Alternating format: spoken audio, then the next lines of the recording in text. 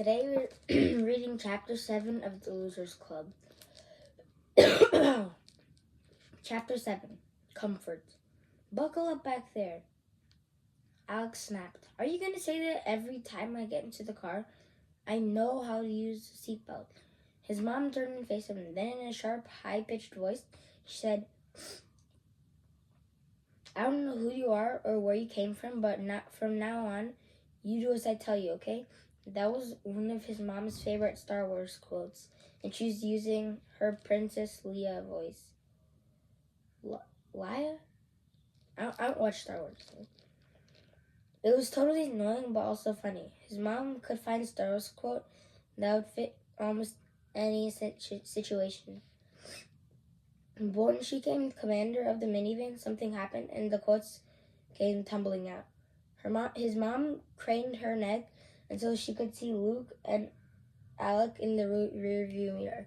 She said, I want to hear all about your first day of school, but I know your dad will want to hear everything too, so let's wait till dinner, okay? Fine with me.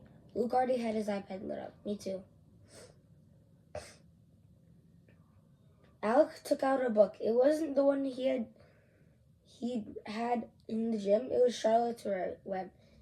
He'd read it during second grade, and the book he kept going back to Kidnapped, and this was Family Robinson, and the Chronicles of Narnia. The Hobbit, and about 20 others. Some people had comfort food, but Alec had comfort books. Stories so familiar that they made reading seem like coasting downhill on a bike, or water skiing on a smooth lake. And Charlotte's Web was one of his all-time favorites. Except these days, this wasn't a book he would read in public.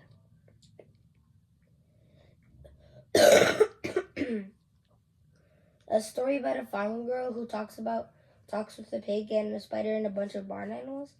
Not what most sixth graders were into, but it worked for Alec. And in less than 2 minutes, Cat and all his insults had faded away. Luke suddenly nudged Alec, something that happened way too often. Alec hated interruption, and he especially hated being jabbed in the wrist. Check out this scene I animated at EGP today. Luke abbreviated anything he could. And EDP was short for Extended Day Program. He shoved his iPad under Alec's nose. On the screen, a slimy green and yellow monster with bulging red eyes was chasing his tiny white kitten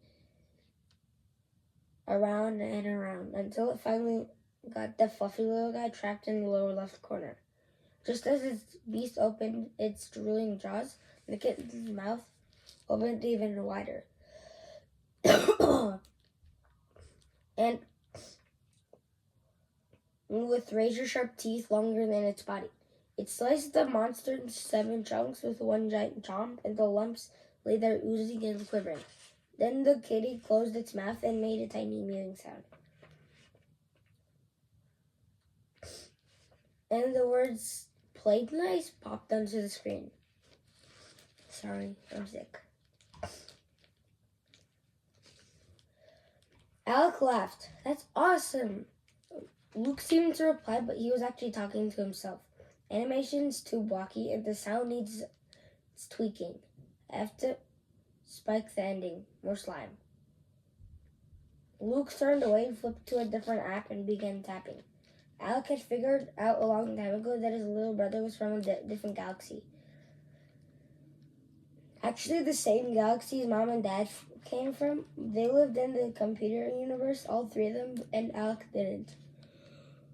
They were screen people, and he was a paper person. A woman in a white sports car sped past their minivan, honking her horn. Using her Yoda voice, his mom said, "You must unlearn what you have learned." Another Star Wars quote. One Friday during 3rd grade, Alec had watched the original Star Wars movie with his dad and mom. About halfway through, he noticed that their lips moved. Both of them knew the whole movie by heart, every single word. His parents owned a huge Star Wars collection. They had all the small action figures, at least 2 of each. X-Wing, fighters in all different sizes. Two each of all of the Star Wars Lego sets, one for playing with and one opened. 6 different lightsabers, 7 or 8 board games, the huge Death Star space station, and an Imperial starship, the Millennium Falcon. The stuff went on and on. Impressive? Yes. Plus a little crazy. They had restored a Star Wars arcade game from the 1980s, wedged into the corner of the family room. Alec had gotten pretty good at that game, and the lightsabers had hooked him. He loved the way they hummed in a word, and when they smacked together, that sharp, echoey sound was amazing. And after reading Robin Hood and the Chronicles of Narnia and so many Lloyd Alexander books, Alec was no stranger to sword fights. He had not been surprised one bit when his parents explained that they had named him after Alec Guinness, the actor who played first Obi-Wan Kenobi and his little brother Luke Skywalker. Alec eventually watched all the other Star Wars movies with his family. He liked the movies, but what he loved was his dad's shelf of Star Wars books. More than 40 different picture books, comic books, and novels. During 4th grade, Alec read everything on that shelf. And when he read each of the novels again and again, and when his dad got the Star Wars Expanded Universe novels, he read all 10 of them, twice. But most of the movies he watched only once.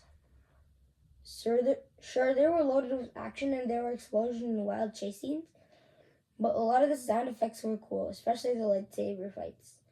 But compared to the novels, the movies seemed pale and thin. And it was the same as the Black Cauldron movie. The book was 10 times better.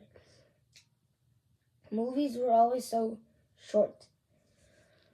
The ride home from school was short too, not even long enough to read half a chapter, especially with Luke muttering and tapping next to him.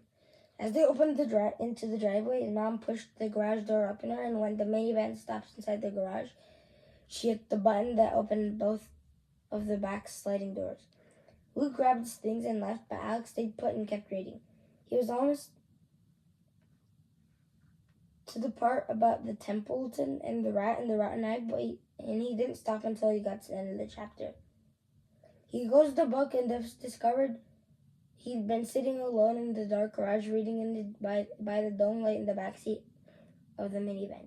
Imagine Kent's mocking voice again. But then Al heard his own voice echoing off the garage walls. Well, guess what, pal? I like being a bookworm, and I'm good at it. And then he grinned. It was like Kent had given him the answer to his problem. Because he didn't need to convince some so-called friend to help him start this new club. What he needed was another bookworm. We will read chapter 8 next time. Bye.